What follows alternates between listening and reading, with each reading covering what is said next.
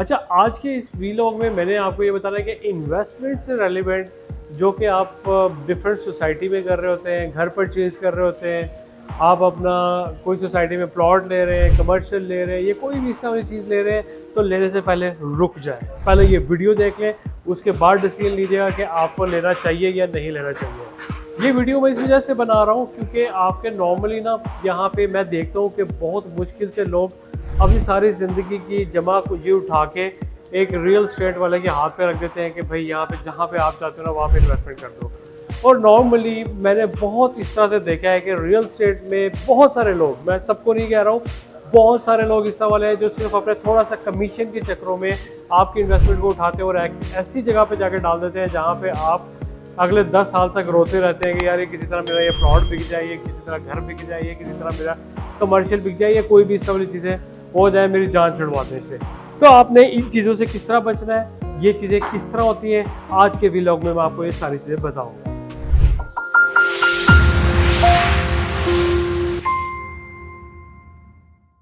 अच्छा, इसके अंदर आपने यहाँ पे होता नॉर्मली ये कि आप जब अपनी इन्वेस्टमेंट इकट्ठी करते हैं, आप अपने पैसे को सारे को इकट्ठा करते हैं और कहीं पे जाके आप अपना प्लॉट लेने जा रहे होते हैं। प्लान यही होता है कि आपने कोई भी रियल एस्टेट वाला आपको बताता है कि आपने जनाब यहाँ पे इन्वेस्टमेंट करना है, यहाँ पे करना है, ये बड़ी जगह करना है। अच्छा, इसका आज मैं आपको सोल्यूशन बताऊँगा कि आपने इन चीज़ों से बचना किस तरह से। आपने अपने सारे पैसे उठाए और आप ले जाते हैं रियल एस्टेट वाले के पास, वो आपके पैसे उठा के डाल देता है कहीं पे भी, किसी भी सोसाइटी में। अब इसके अंदर आपने क्या किया, आपको कुछ नहीं पता कि कहाँ पे डाला है, किस तरह से किया। वो आपको सोसाइटी की डेफिनेटली वो जिस सोसाइटी पे काम कर रहा होगा वो आपको 100 तरह के उसके ख्वाब दिखाएगा। उसके अलावा वो आपको मार्केट की सिचुएशन भी बताएगा, ठीक है। उसके अलावा वो आपको डिफरेंट अपने ही कंपेटिटर्स की बुराइयां भी करेगा। क्यों? 24 घंटे कुछ रियल एस्टेट वाले जो हैं, जो ये वाली एक्टिविटी कर रहे होते हैं, ये सारी चीज़ें दिखाने के बाद, बताने के बाद, करने के बाद उनका ये 24 घंटे का काम यही वाला होता है। वो डिफरेंट स्टोरीज सुनाते हैं, वो बोल बोल के उनकी वो स्टोरीज इतनी फ्लुएंसी हो जाती है उनकी ज़ुबान पे, इतनी फ्लुएंसी आ जाती है कि अगला बंदा समझता है कि इन्वेस्टर, आप उसके लिए इन्वेस्टर हैं। वो समझता है कि एक इन्वेस्टर ये समझता है कि यार यही सच बोल रहा है, लेकिन आपको नहीं पता लगता और आप उस वक्त तक आप ये कह रहे हैं कि ज़िबा हो चुके होते हो, ठीक है।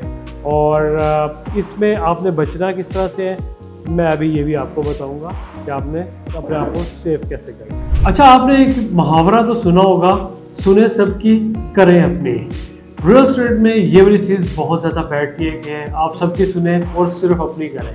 अब ये है क्या?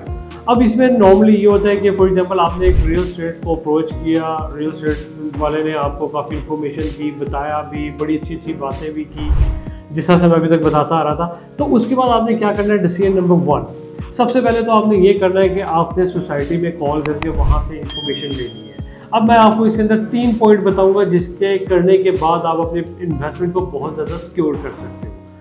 सबसे पहले तो आपने सोसाइटी में कॉल करनी है, उस सोसाइटी के हेड ऑफिस पे आपने एक एक इन्फॉर्मेशन लेनी है। व्हाटएवर आप उसी रियल एस्टेट वाले से लें या किसी और से लें, इट्स अप टू यू। मैं रियल एस्टेट में प्लॉट नहीं बेच रहा हूँ, ना मैं रियल एस्टेट में डील करता हूँ, जस्ट मैं ये सारी इन्फॉर्मेशन किस बेस पे दे रहा हूँ, मैं रियल एस्टेट के क्लाइंट को सर्विसेज दे रहा हूँ। कम से कम मुझे 3.5 से 4 साल हो चुके हैं सिर्फ रियल एस्टेट को सर्विसेज देते हैं, ठीक है। मैं मार्केट में देख रहा हूँ, लोगों को भी देख रहा हूँ, बिलीव मी मैंने इस तरह वाले भी बंदों को देखा है। मैं आपको एक छोटी सी स्टोरी सुनाता हूँ, ठीक है। That is the fact, real story. मैं एक दफ़ा एक सोसाइटी, मैं सोसाइटी का नाम नहीं लूँगा, मैं किसी सोसाइटी को वो भी नहीं करूँगा, कि मैं उस सोसाइटी के हेड ऑफिस में बैठा हुआ था, इस्लामाबाद की वो बहुत बड़ी सोसाइटी है। अच्छा, वहाँ पे ना एक बुजुर्ग आए और रिटायर्ड थे वो, और समझदार भी लग रहे थे और सारी चीज़ें। अच्छा, उन्होंने आके ना कहा कि सर, मैं उसके रीजनल हेड के ना, उस सोसाइटी में रीजनल हेड के पास बैठा हुआ था। वो बंदा वहाँ पे गुस्से में आया बुजुर्ग, और उन्होंने आके ना 4 फाइलें टेबल पे रख दी, ठीक है। इस तरह से उन्होंने फाइलें फेंकी, कहते बताएं मुझे मैं इसका क्या करूँ। वो कहते कि क्या हुआ सर, आप बैठे प्लीज़, ये वो। उन्होंने कहा, उसको बिठाया और उससे पूछा कि क्या हुआ। कहता कि यार मैंने आज से 3 साल पहले इस सोसाइटी की ये 4 फाइलें परचेज की थी और मैं 3 साल से इंस्टॉलमेंट भी पे कर रहा हूँ। अब सोसाइटी का मैं यहाँ पे आके ना ट्रांसफ़र करने के लिए मैं आके यहाँ पे बैठा हूँ, तो सोसाइटी से मिला हूँ, हेड ऑफिस में आके मैं बैठा हूँ, तो इन्होंने कहा कि आपकी तो एक इंस्टॉलमेंट भी नहीं आई है, आपके नाम तो कोई प्लॉट ही नहीं है। इट्स मीन उनको फेक फाइल दी गई, उनको हर महीने उनसे इंस्टॉलमेंट लेगी। 3 साल तक वो बुजुर्ग इंस्टॉलमेंट देते रहे, पता नहीं कहाँ से वो करते रहे, रिटायर्ड बंदे थे वो। और अब उन्होंने कहा कि आप सर, उन्होंने सोसाइटी वालों ने, उस रीजनल हेड ने मेरे सामने बैठ के एक डायलॉग उन्होंने किया कि सर इससे हमारा कोई लिंक नहीं है, जिस रियल एस्टेट वाले से आपने डील किया था आप उसी के पास जाएं और उसी को जाके पकड़ें, सोसाइटी का इससे कोई लेना देना नहीं। उन्होंने रीजनल हेड ने ये वाली चीज़ क्यों की? क्योंकि उन्होंने फाइल देख ली, अंदाज़ा हो गया था कि ये फेक फाइल है। ठीक है, तो इस तरह वाली इन चीज़ों से बचें। किस तरह बचना है, आज मैं आपको यही सारी चीज़ें बताने जा रहा हूँ। अच्छा, पहला पॉइंट तो ये था कि आपने सबसे पहले सोसाइटी से कंफर्मेशन लेनी है कि ये वाली फाइल ओरिजिनल है, और एक चक्कर लगा लें। ठीक है, आपको वरना बाद में 50 चक्कर लगाने पड़ेंगे। स्टार्टिंग में परचेज करने से पहले एक चक्कर लगा लें सोसाइटी का, और वो सारी कंफर्मेशन ले लें, और वहाँ से डायरेक्ट कंफर्मेशन लेने के बाद आप अपने प्लॉट को अपने डाउन पेमेंट जमा कराएं, और उसके बाद इंस्टॉलमेंट वट एवर जो भी आपका प्रोसेस है वो लेके चलें। अच्छा, पहली चीज़ तो ये होगी। दूसरी चीज़ ये होगी कि अपने कंपेटिटर्स को देखें। अच्छा, मार्केट में एज अ डिजिटल मार्केटिंग यहाँ पे कैसे आप इसको इन्वॉल्व करके अपने आप को बचा सकते हैं, जो सेकंड पॉइंट आपका है, उसके अंदर आप ये कर सकते हैं कि आप डिफरेंट वेबसाइट पे जाके, फॉर एग्जांपल आप एक इस्लामाबाद की कोई भी एक सोसाइटी को उठाते हैं और उस सोसाइटी पे बेतहाशा रियल एस्टेट वाले काम कर रहे होते हैं। आपने एक से कंफर्म किया, दूसरे से किया, तीसरे से किया, चौथे से किया, मतलब 4-5 सोसाइटीज पे आपने कंफर्मेशन ली।